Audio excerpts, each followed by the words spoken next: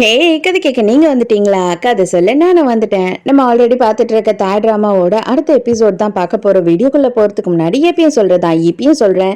SS voice ஓவரை subscribe பண்ணுங்க. பார்த்ததுக்கு அப்புறம் லைக் பண்ணுங்க. மறக்காம போறதுக்கு முன்னாடி எக்ஸ்பிளனேஷன் எப்படி இருக்குன்னு சொல்லிட்டு கமெண்ட் பண்ணிட்டு போங்க. இந்த எபிசோட எதுல ஸ்டார்ட் பண்றோம் அப்படின்னு பார்த்தா, நம்ம ஹீரோயினோட சித்தி வீட்டுக்கு வந்த உடனே இந்த குட்டி பையனை பார்த்து அல்லறி அடிச்சு கையில இருக்க பழத்தை எல்லாம் கொட்டிடுறாங்க. ஹீரோயினுக்கு இப்பதான் சவுண்ட் கேக்குது. என்னடா இது, வீட்டு உள்ள இப்படி ஒருத்தவங்க அலறாங்களே அப்படின்னு சொல்லி வேக வேகமா உள்ள போறா. சின்ன பையனு கூட பார்க்காம இவங்க பாட்டுன்னு இஷ்டத்துக்கு அவன் கிட்ட ரொம்ப ரூடா பேசுறாங்க. ஏய் யாடா நீ, சின்ன பையன் மாதிரி இருக்க பாக்கிறதுக்கு, ஆனா உனக்கு கொஞ்சம் கூட அறிவு இல்லையா? உனக்கு யாரும் எதையும் சொல்லி கொடுத்து வளர்க்கலையா? திறந்திருக்க வீட்டுக்குள்ள இந்த மாதிரி நாய் மாதிரி நுழையக்கூடாதுன்னு சொல்லி கொடுத்து வளர்க்கலையா அப்படின்னு சொல்லிட்டு பயங்கரமா கத்தும் போது அப்ப ஹீரோயின் அந்த இடத்துக்கு வரா. உங்களுக்கும் எனக்கும் இந்த வீட்டுல எவ்வளவு அளவு உரிமை இருக்கோ அதே அளவு உரிமை அவனுக்கும் இருக்கு. இவன் தான் டாவன், என் அண்ணனோட பையன். அவன் இங்கதான் இருப்பான். நீங்க எப்படி இந்த மாதிரி வார்த்தையெல்லாம் சொல்லி பேசுவீங்க? ஒரு சின்ன பையனு கூட உங்களுக்கு தோணலையா அப்படின்னும் போது உடனே இங்க பார், இவன் என்ன பண்ணிருக்கான் பாத்தியா? இவனாலதான் இந்த மாதிரி எல்லாம் நான் பண்ணிட்டேன், பழத்தை எல்லாம் கீழே போட்டுட்டேன் அப்படின்றாங்க. அது என்ன பழம் தானே, அதை எடுத்து கழுவிட்டு போனா முடிஞ்சது, இதுல என்ன பெரிய விஷயம் அப்படின்னும் போது இந்த பொம்பளைக்கு டாவான், அதாவது இவங்க அண்ணனோட பையன் வந்துட்டான்னு தெரிஞ்ச உடனே செம ஆத்திரமாயிடுது. அப்பதான் எதிர்க்க ஹீரோ வரான். அவனை பார்த்த உடனே ஆமா, இன்னும் ஊர்ல இருக்க எல்லாரையும் கூட்டிட்டு வந்துட வேண்டியது தானே அப்படின்னு சொல்லிட்டு அவ பாட்டுன்னு அங்க இருந்து போயிடுறா. ஹீரோக்கும் ஒண்ணுமே புரியல. எல்லாரும் ஒன்னா உட்காந்து சாப்பிட்டுட்டு இருக்காங்க. அப்ப ஹீரோயின் மறுபடியும் இவங்க ரெண்டு பேரையும் இன்ட்ரோடியூஸ் பண்ணி வைக்கிறா. இத பாரு, நல்லா ஞாபகம் வச்சுக்கோ, என்னோட பையன் உனக்கு அங்கிள், நீ அவனை அங்கிள்னு தான் கூப்பிடணும், புரியுதா அப்படின்னும் போது பையனுக்கே கோவம் வருது. என்ன ஏமா அவன் அங்கிள்னு கூப்பிடணும் அப்படின்னு சொல்லி யோசிக்கிறான். சரிங்க ஆன்டி அப்படின்னு சொல்லிட்டு அவன் சொல்றானா, என்னடா நீ ஆன்டி கிண்டின்னு பேசிக்கிட்டு இருக்க அப்படின்னு சொல்லிட்டு இந்த பொம்பளைக்கு ஆன்டின்னு சொன்னதுக்கே பயங்கர கோவம் வந்துடுச்சு. அப்பனா நான் உங்களை எப்படி கூப்பிடணும், நீங்க யாரு எனக்கு அப்படின்னு கேட்கும் போது இவங்க திரு திருன்னு முழிக்க ஆரம்பிச்சிடுறாங்க. அவங்க உன்னோட தாத்தாவோட ஒய்ஃப், அப்ப அவங்க உனக்கு என்ன உறவு முறை வேணும் அப்படின்னு சொல்லி ஹீரோயின் கேக்குறா. ஓ அப்படியா, அப்பனா அவங்க எனக்கு அப்பத்தா அப்படின்னு சொல்லிடுறான். என்னது அப்பத்தாவா? ஐயோ, ஆன்டின்னு சொன்னதுக்கே நம்ம சும்மா இருந்திருக்கலாமோ அப்படின்னு சொல்லிட்டு செம கடுப்பாயிடுறா. நான் இங்க சாப்பிடவே மாட்டேன், நான் என் ரூம்ல தான் போய் சாப்பிட போறேன் அப்படின்னு சொல்லி அங்க இருந்து எழுந்து போயிடுறா. குட்டி பையன் தூங்கும் போது அவங்க அங்கிள் கிட்ட பயங்கரமா ஃபீல் பண்ணி கேட்டுக்கிட்டு இருக்கான். எதனால அப்பத்தாக்கு என்ன பிடிக்கவே இல்லை அப்படின்னு சொல்லி கேட்கும் போது, நீ ரொம்ப சேட்டை பண்ற அப்படின்னு அவங்க நினைச்சுக்கிட்டாங்க. நீ நல்ல பையன் அப்படின்னு சொல்லி அவங்க கிட்ட நடந்துக்கோ. அவங்களுக்கு உன்னை பிடிக்கல அப்படின்னாலும் நீ அவங்கள பிடிக்க வைக்கிற மாதிரி நடந்துக்கணும். உனக்கு தெரியும்ல அது யாரு உனக்கு சொல்லி கொடுத்தா அப்படின்னு கேக்குறான் ஹீரோ. ஆமா தெரியும் அங்கிள், கண்டிப்பா நான் அதே மாதிரி நடந்துப்பேன் அப்படின்னு சொல்றான். ஹீரோயின் ஹீரோவை பாக்கிறதுக்காக வர. பையன் தூங்கின உடனே, இதை பாரு, என்னோட ஆன்டி இந்த மாதிரிலாம் நடந்துக்கிறாங்கன்னு நீ எதுவும் தப்பா நினைச்சுக்காத, அவங்க கொஞ்சம் அப்படிதான் அப்படின்னு சொல்லும் போது எனக்கு புரியுது அப்படின்னு சொல்றான் ஹீரோவும். அதோட மறுநாள் காலையில என்ன ஆகுது அப்படின்னு பார்த்தா, டாவனுக்கு ஸ்விம்மிங் பூல்ல குளிக்கணும் அப்படின்னு சொல்லி ஆசை வருது. அப்ப என்னால இவன் குளிக்க முடியாது அப்படின்னு சொல்லி பாயும் சொல்றான். ஐயோ அதெல்லாம் ரொம்ப ஈஸி, என்ன ஈஸியா தூக்கி தண்ணியில போட்டுதான் எங்க மாமா எனக்கு ஸ்விம்மிங்கே கத்து கொடுத்தாரு, நீ வேணா பாக்குறியா அப்படின்னு சொல்லி இவன் வேகமா தண்ணியில குதிச்சிடுறான்.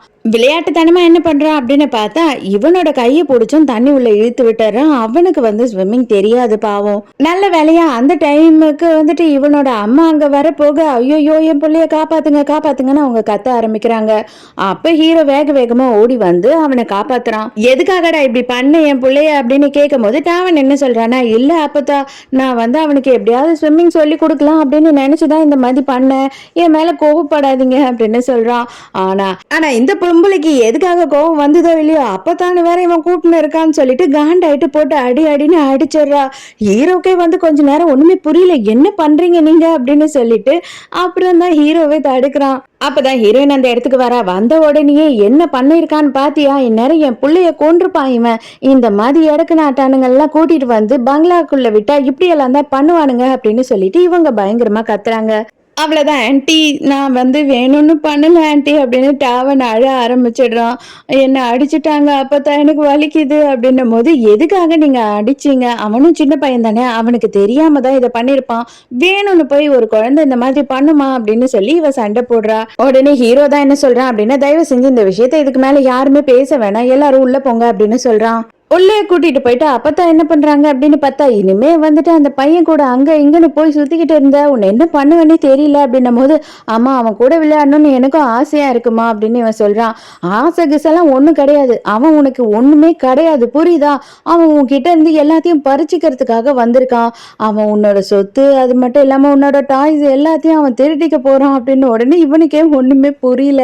பையனை கூட்டிட்டு ஹீரோயின் ஹாஸ்பிட்டலுக்கு போறா. அப்ப டாக்டர் என்ன சொல்றாரு அப்படின்னா, 3 நாளா உங்க அப்பா எந்த விதமான ரெஸ்பான்ஸுமே பண்ண மாட்டாரு, அவர் வந்து கோமால இருக்க மாதிரி இருக்காரு அப்படின்னும் போது ஹீரோயினுக்கு ரொம்ப கஷ்டமாயிடுது.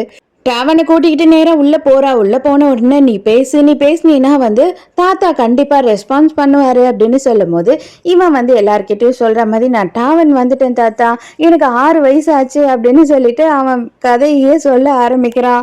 ஐயையோ இங்கேயும் வந்துட்டீங்களா, அந்த மனுஷனை இங்கேயும் நீங்க நிம்மதியா இருக்க விட மாட்டீங்களா அப்படின்னு சொல்லிட்டு அப்பத்தா வேற வந்துட்டு பயங்கரமா சண்டை போட்டுக்கிட்டு இருக்காங்க. அதான் அந்த குட்டி பையன்கிட்ட போய் சண்டை போட்டுக்கிட்டு இருக்காங்க. அதெல்லாம் இல்ல, நான் வந்துட்டு தாத்தா வந்து சீக்கிரமா கண்ணை முழிச்சுக்கணும்னு சொல்லிட்டு ப்ரே தான் பண்ணிக்கிட்டு இருக்கேன், தாத்தாவை நான் எதுவுமே பண்ணல அப்படின்னு சொல்றான். ஹீரோ செமையா கடியாயிடுறான். தயவு செஞ்சு நீங்க 2 பேரும் சண்டை போட்டுக்கணும் அப்படின்னு நினைச்சீங்கன்னா வெளியில போய் சண்டை போட்டுக்கோங்க அப்படின்னு சொல்லி இவங்க 2 பேரையும் அனுப்பி விட்டுறான். இவன் தாத்தா தாத்தா அப்படின்னு கூப்பிட்டுக்கிட்டே இருந்ததுல அவர் கண்ணையே முழிச்சிடுறாரு. கண்ணை முழிச்சு பார்த்த உடனே நீ யாருப்பா அப்படின்னு கேக்குறாரு. தாத்தா நான் தான் டாவன், எனக்கு 6 வயசு ஆகுது அப்படின்னு மறுபடியும் அவனோட புராணத்தை ஆரம்பிச்ச உடனே இவர் கண்டுபிடிச்சிடுறாரு. அதுக்கப்புறம் உடனே டாக்டர் எல்லாம் வந்து பாக்குறாங்க. இப்போதைக்கு அவர் வந்துட்டு கண்ணை திறந்ததே பெரிய விஷயம், எனக்கு தெரிஞ்சு இதுக்கப்புறம் அவர் மெடிசனுக்கு ரெஸ்பான்ஸ் பண்ணுவாரு, ஸோ கண்டிப்பா நம்ம சர்ஜரியை வச்சுக்கலாம், இன்னும் கொஞ்சம் டைம் எடுத்துக்கலாம் அப்படின்னு சொல்லிடுறாரு. இவரும் என்ன பண்றாருன்னா உடனே ஹீரோ கிட்ட நீங்க என்னோட பேரனை ரொம்ப நல்லபடியா வளர்த்துருக்கீங்க, ரொம்ப தேங்க்ஸ், அது மட்டும் இல்லாம நீங்க எனக்காக இவனை இவ்வளோ நாளுக்கு வளர்த்து கொண்டு வந்து என்கிட்ட கொடுத்துட்டீங்க இல்லையா, இதுக்கு மேல நான் பாத்துக்கிறேன் அப்படின்னு சொல்றாரு. ஹீரோக்கு கொஞ்சம் அப்செட் ஆயிடுது. உடனே இவங்க 2 பேரும் வெளியில போய் பேசுறாங்க. அப்ப ஹீரோயின் என்ன சொல்றானா, தயவு செஞ்சு கொஞ்ச நாளுக்கு மட்டும் வெயிட் பண்ணு, சத்தியமா நான் டாவனை இங்கே வச்சுக்கணும் அப்படின்னு நான் நினைக்கல, அவர் இப்பதான் ரொம்ப முடியாம ஓரளவு கண்ணை திறந்து பேசினாரு, நீயும் வந்து அவன் கூடயே இங்கே இரு கொஞ்ச நாளுக்கு மட்டும், அவருக்கு அதுக்கப்புறம் சொல்லி புரிய வச்சு நான் உன் கூடயே அனுப்பி வைக்கிறேன் அப்படின்னு சொல்றா. இப்ப குட்டி பையன் வந்த உடனே இப்போதைக்கு தாத்தாக்கு குணமாயிடுச்சு, கண்ணை திறந்து பாத்துட்டாருல்ல, இப்ப நம்ம 2 பேரும் ஊருக்கு போலாம் மாமா, தாத்தாவையும் பாட்டியையும் பார்க்கணும் அப்படின்னு சொல்லி கேக்குறான். அப்ப உடனே ஹீரோ என்ன சொல்றான் அப்படின்னா, இது பாரு டாவன், நீ வந்ததுனாலதான் தாத்தா கண்ணு திறந்திருக்காரு, நீ இன்னும் கொஞ்ச நாளுக்கு மட்டும் இங்க இருந்த அப்படின்னா சீக்கிரமாவே அவர் குணமாயி வீட்டுக்கு போவாரு, உனக்கும் வந்துட்டு தாத்தா வீட்டுக்கு வரணும்னு ஆசையா இருக்கா இல்லையா அப்படின்னு உடனே ஆமா அப்படின்னு சொல்றான்.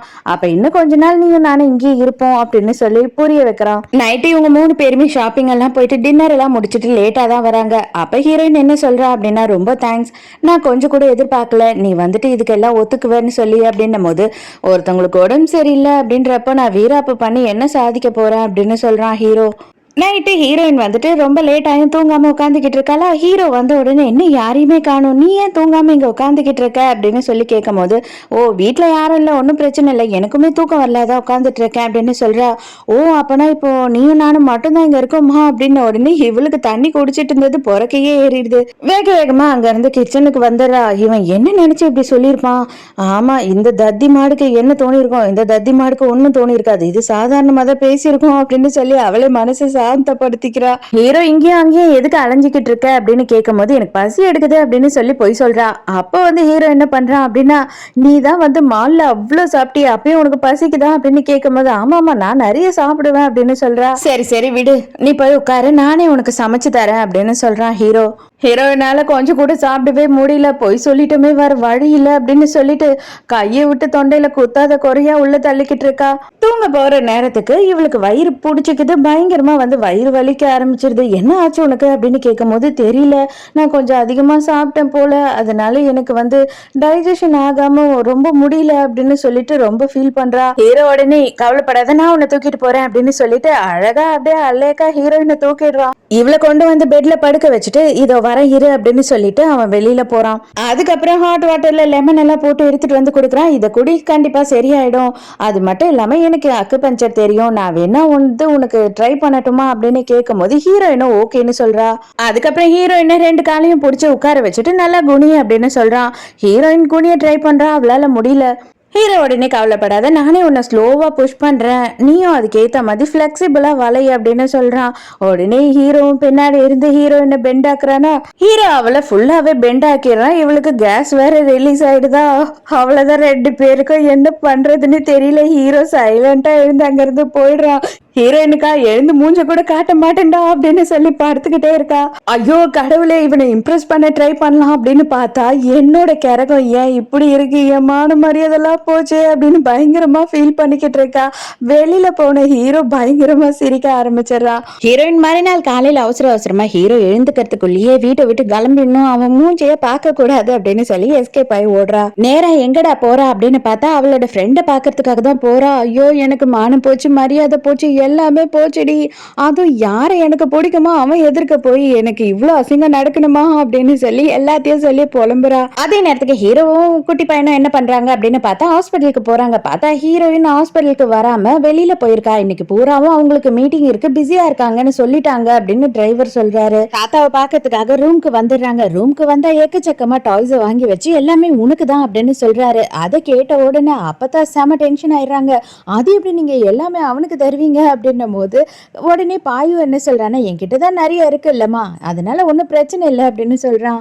சின்ன குழந்தைங்களே ஒருத்தருக்கு ஒருத்தர் அறிவாகவும் விட்டு கொடுத்தும் பேசிக்கிட்டு இருக்காங்க. ஆனா நீ என்னன்னா இப்படி பேசுறியே அப்படின்னும் போது எனக்கு வந்து நீங்க பாயுவை தவிர வேற யாரையும் வந்து இந்த அளவு க்ளோஸா இருக்கிறது பிடிக்கல, அவன் மேல நீங்க அன்பு வைக்காம விட்டுருவீங்களோன்னு எனக்கு பயமா இருக்கு அப்படின்னு சொல்லிட்டு இவ புலம்புறா.